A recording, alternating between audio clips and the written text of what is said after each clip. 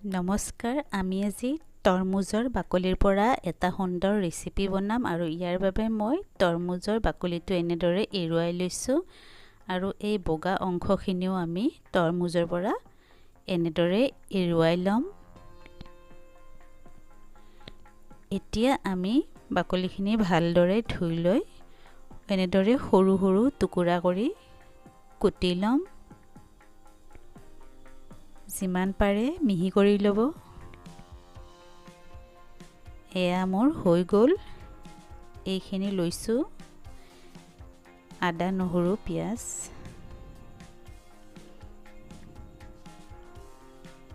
আৰু এইখিনি মই এনেদৰে সৰু সৰুকৈ কাটি লৈছোঁ। আদা নহৰুৰ বাকলি গুচাই লৈছোঁ। এতিয়া মই আদা নহৰুখিনি এটা খুন্দনাত পিহি ল'ম।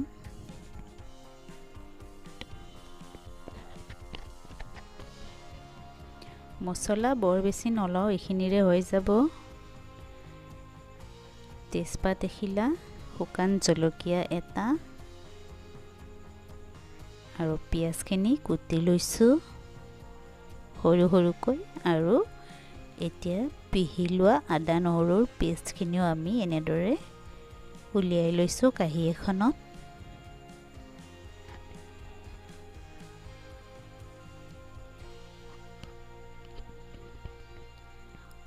কেৰাহী এখনত 4 চামুচমান তেল, মিঠাতেল গৰম হ'বলৈ দিম আৰু তাতেই আমি প্ৰথমতে কুটি থোৱা পিঁয়াজখিনি দি লৈছোঁ।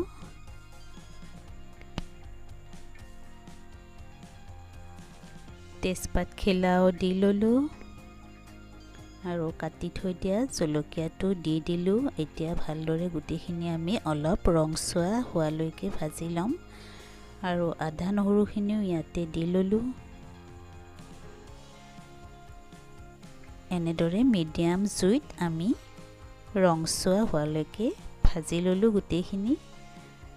আৰু এতিয়া আমি মিহি মিহিকৈ কুটি থৈ দিয়া তৰমুজৰ বাকলিখিনি দি দিছোঁ।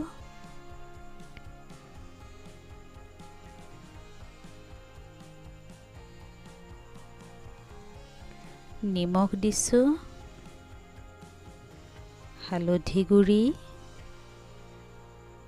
আৰু গোটেইখিনি ভালদৰে এবাৰ এনেদৰে মিহলাই 2 মিনিটমান সময় আমি ভাজি ল'ম।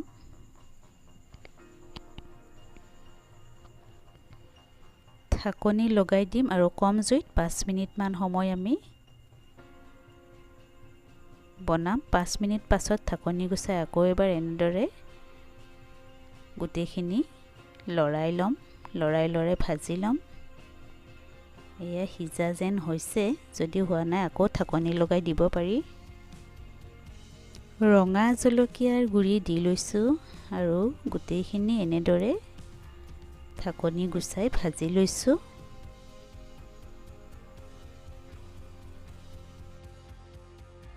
দহ 12 মিনিটমান এনেদৰে ভজাৰ পাছত আমাৰ ভাজিখিনি সুন্দৰকৈ সিজি গৈছে আৰু নমাবৰ হৈ গৈছে। এতিয়া এটা বাটিত এনেদৰে গৰমে গৰমে লৈ আমি ভাতৰ সৈতে পৰিৱেশন কৰিম। আপোনালোকে এবাৰ নিশ্চয় বনাই খাব, কেনেকুৱা পায় জনাব। লাইক, কমেণ্ট, শ্বেয়াৰ আৰু ছাবস্ক্ৰাইব কৰিবলৈ নাপাহৰিব। ধন্যবাদ।